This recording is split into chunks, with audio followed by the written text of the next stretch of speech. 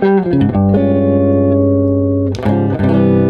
guys, my name is Pritesh Walia, and you're back here again for another video lesson on some interesting jazz guitar topics. Now, before I get into the lesson, make sure you like and subscribe to my YouTube channel. I plan to cover all these amazing jazz guitar topics that people talk about all the time. I've been to many different music schools, and I plan to share this information for free. If you want, you can also check out my website, priteshwaliamusic.com, to get more fun and interesting things that you can work on, from PDFs all the way to guitar tabs. If you feel inclined, check out my music, which is going to be up here as well as in the link below. I want to cover a very important topic, which is the diminished scale. A lot of people have a lot of questions about the diminished scale. Most of the times when you ask people, hey, can you play the diminished scale? Most people end up playing the shred arpeggios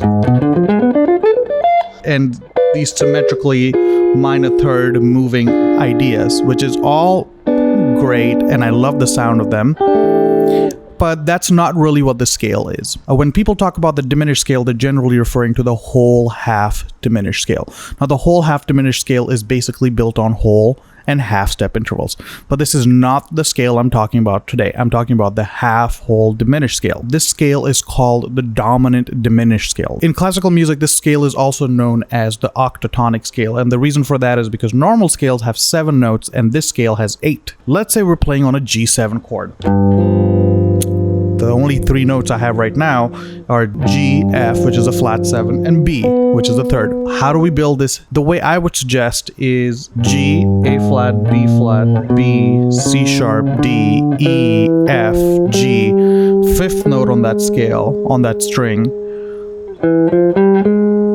B flat, B, and we keep going up, C sharp or D flat, D, E, F, G, A flat, B flat. The best way to learn the scale is to learn all the triads that you can get and all the different patternized ways you can play the scale. I cannot cover all of them, and if people like this video enough, I will do another version of it that I cover some of my favorite patterns and licks that I like to use. But I plan to just kind of go over what the scale has in itself so that you can use that to improvise and just get started with playing the scale. Let's talk about what do we get as intervals as compared to G. So here we get G, we get a flat 9, which is A flat, a sharp 9, B flat, a major third, right, which is B, a flat 5, which is C sharp, a 5th, which is D, E, which is a 6th, and some people might even call it a double flat 7 if you want to, a flat 7, and back to root. So if we put all the intervals together, technically we get a G13 chord with a flat 9, right, as well as a flat 5 and a 5th. So you get all of these really fun intervals on a G7 chord, you know. This is a scale that you can play on a dominant chord. As you might have seen on my other video, which I call it, dominant chords are technically portals in jazz, which is basically anything works on that. The fun part about this scale is that you can come up with any phrase, any lick, any line, and move it up a minor third.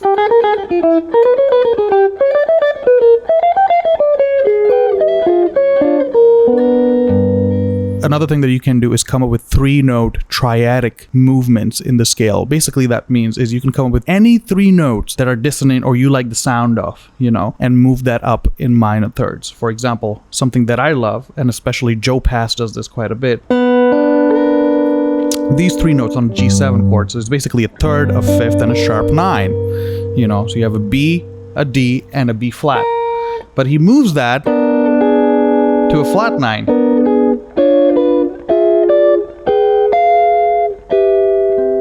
Resolving to a C major. If I was playing a 2, which is a D minor 7, 5, 1.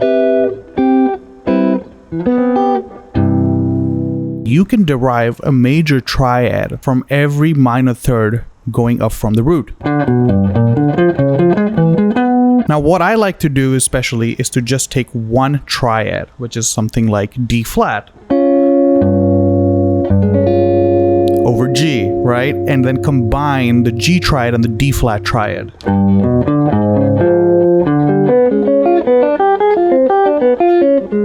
All I'm doing is taking all the different inversions that I can get of D flat and G together and then resolving it to C. Take that up a minor third.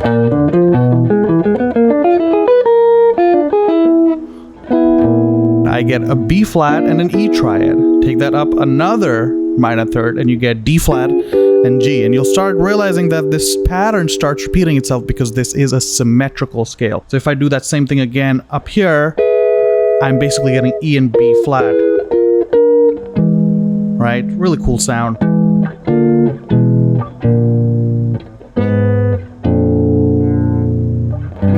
And I can resolve it to C. This is a really cool way to come up with really interesting phrases.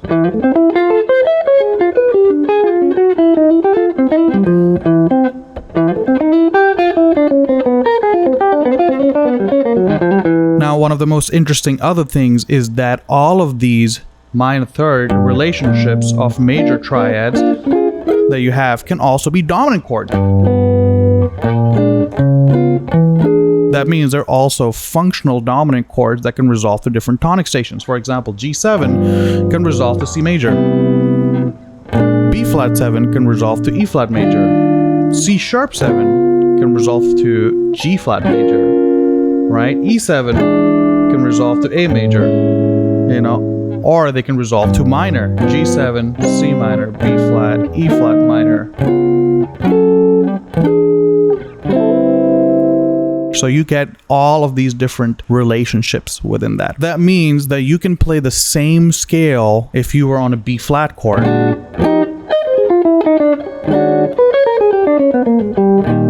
You can get all these really fun, interesting ideas like all I'm doing is different patternized ways of playing the G and D flat. These major triads can also be minor triads. So you can technically get G minor triad, B flat minor triad, C sharp minor triad, E minor triad, which also gives you very interesting sounds. For example, if I take a B flat minor triad with E in the bass,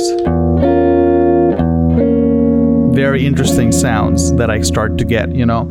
And if we compare the note to an E, what do we get? A flat 5, a flat 9, a natural 13. Pretty hip, in my opinion. You know, you get all these really cool hip sounds. You can go E minor, B flat minor.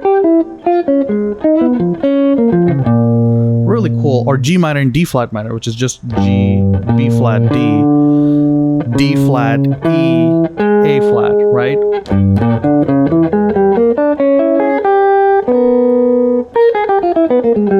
So you can go major or minor. All of these are possible. You can go major and minor together, you know. So for example, G.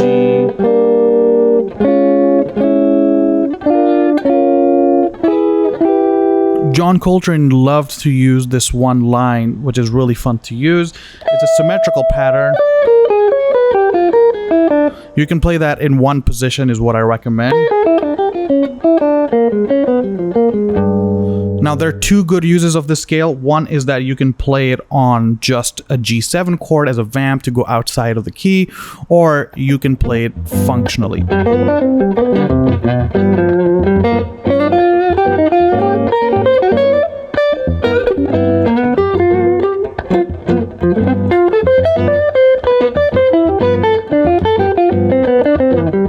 Diminished scale.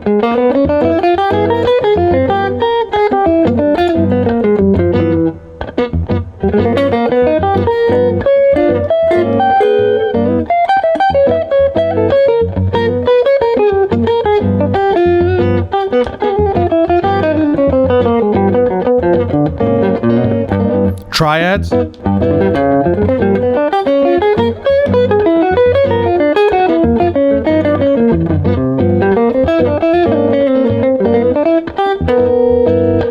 Minor triads.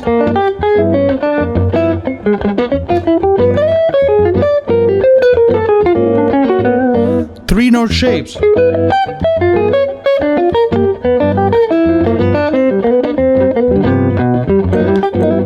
Now let me try and demonstrate something like this on a 2-5-1. So here we have D minor 7, G, C, D minor, C major, A7.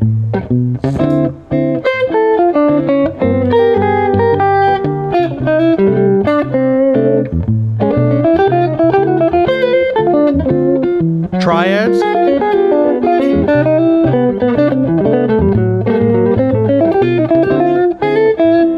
Scale.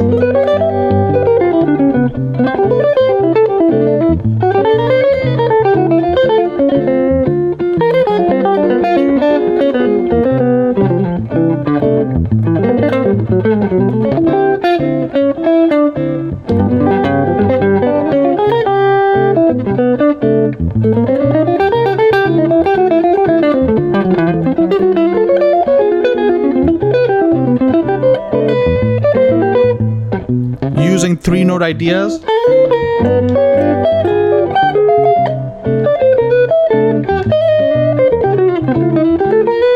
Alright guys, this is a magical scale. It's an 8-note scale. There are many uses of it. Again, I'm not covering all of them. I'm just showing you some basic ideas that you can do. So have fun, make sure you like and subscribe to this channel, and stay tuned for the next lesson.